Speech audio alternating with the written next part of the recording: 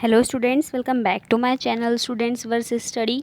सो आज हम इस वीडियो में पढ़ने वाले हैं क्लास 10th एनसीईआरटी हिंदी स्पर्श बुक का पद्य खंड का चैप्टर नंबर 2 जिसका नाम है पद। अब इस चैप्टर की जो पद है, इस चैप्टर की जो हमारी रचयिता है, जो हमारी कवित्री हैं, उनका नाम है मीरा। सो चलिए शुरू करते हैं। हरि आप हरो जन भीर, द्रौपदी री लाज राखी आप बढ़ायो चीर। भगत कारण रूप नर हरि, धरियो आप शरीर। बूढ़तो गजराज राख्यो काटी कुंजर पीर। दासी मीरा लाल गिरधर हरो महारी भीर।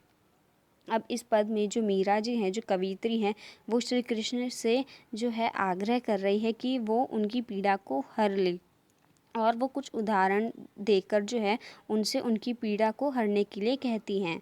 वो कहती हैं कि जैसे जब दुशासन ने जो है द्रौपदी का चीर हरण किया था, तो उस समय जैसे आपने उनके वस्त्र की लंबाई बढ़ाकर उनका वस्त्र लंबा कर कर उनकी रक्षा की थी, जैसे आपने अपने भक्त प्रहलाद को बचाने के लिए नरसिंह का रूप धारण किया था, जैसे आपने बूढ़े गजराज को जो है एक मगरमच्छ से बचाया था, वैसे ही आप मेरी भी पीड़ा को हर लीजिए।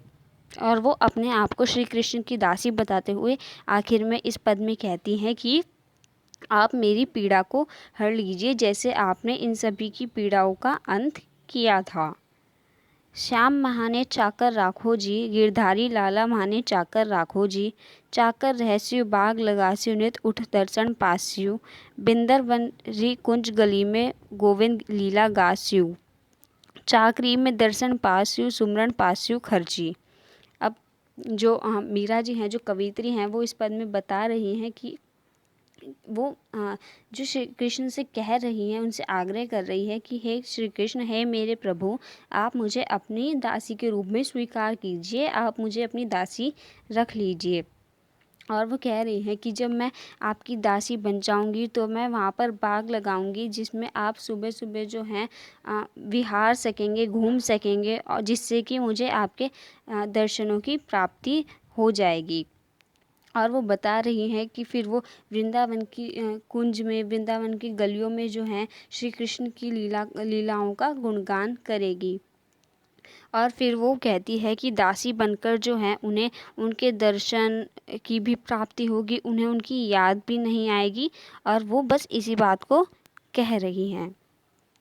भाव भगीति जागीरी पास्यु, तीनों बाता सरसी। मोर मुकुट पीताम्बर सोहे, गल वैजंती माला। बिंदर वन में धेनु चरावे, मोहन मुरली वाला। ऊंचा ऊंचा महल बनावन, बिच बिच राखू बारी। सावरियारा दर्शन पास्यु, पहर कुसुम्बी साड़ी। आधी रात प्रभु दर्शन दीजियो, जमुनाजी रे तीरा। मीरा रा प्रभु गिरधर नागर, हिवड़ो घणो अधीरा।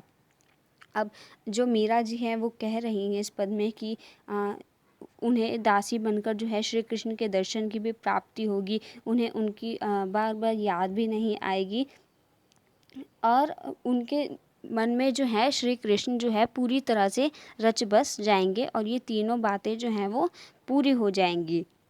और फिर बाद में जो है वो श्री कृष्ण के सौंदर्य का वर्णन करती हुई कहती हैं कि जो उनके प्रभु हैं, उनके सर पर मोर के पंख का मुकुट जो है वो सज रहा है। उन्होंने वो पीले कपड़ों में जो है बहुत ज़्यादा सुंदर लग रहे हैं, और उनके गले में वैजंती माला है, फूलों की माला है।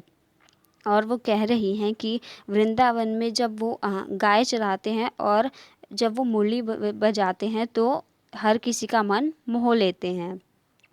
फिर अभी वो कह रही हैं कि उनके ऊंचे ऊंचे महल है, और वो उन महलों में बीच बीच में जो हैं बारियां बनाना चाहती हैं, फूलों की बहुत अलग अलग तरह के फूल लगाना चाहती हैं।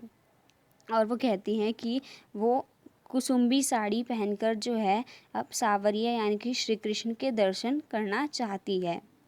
वो श्री कृष्ण से कह रही हैं कि हे प्रभु, आप मुझे आधी रात को जमुना जी के किनारे जो हैं आप मुझे आधी रात को जमुना जी के किनारे दर्शन दीजिए। और फिर वो आखिर में कहती हैं कि हे प्रभु, हे मेरे गिरधर, आप मुझे अपने दर्शन दीजिए, आप मुझे अपनी दासी के रूप में रख लीजिए, और आप मेरी इस पीड़ा को हर लीजिए, आप मेरे मन को शांति पहुंचाइए। सो आई होप कि आपको ये चैप्टर समझ में आया होगा। Thanks for watching.